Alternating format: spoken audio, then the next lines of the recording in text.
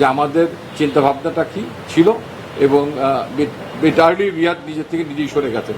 মাহমুদুল্লাহ রিয়াদ তার একটা press conference আমি যতটুকু জানি যে করতে যাচ্ছেন ভারতীয় সময় বিকাল 5টায়।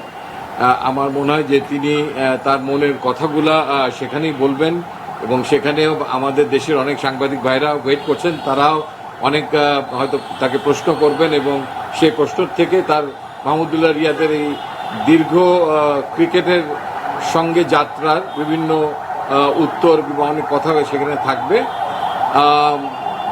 প্রোটোকল অনুযায়ী তিনি বোর্ডের সঙ্গে যোগাযোগ করেছেন এবং সেই যোগাযোগের একটা উইং আমরা সিলেক্টররা আমাদেরকে তিনি অবহিত করেছেন।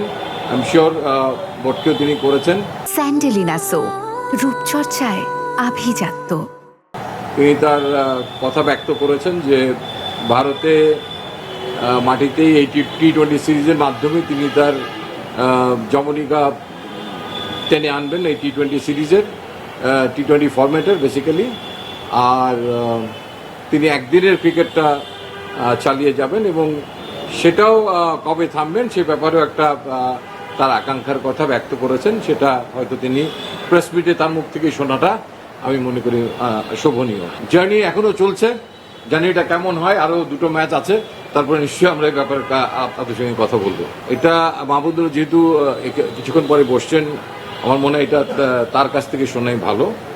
কাজে এই মুহূর্তে আসলে আপনাদের অনুরোধেই কিন্তু আমি এখানে এসে দাঁড়িয়েছি, আমি চলে যাচ্ছিলাম, তো সব কথা আমি তো বলতে পারবো না এবং আমাদের সঙ্গে হয়তো যখনই কিছু কথা হয় অনেক খেলোয়াড়দেরই সেটা কিন্তু নিতান্তই ব্যক্তিগত আলাপচারিতা থাকে এবং কিছু জিনিস সেই জায়গাটাতেই সীমাবদ্ধ রাখা ভালো।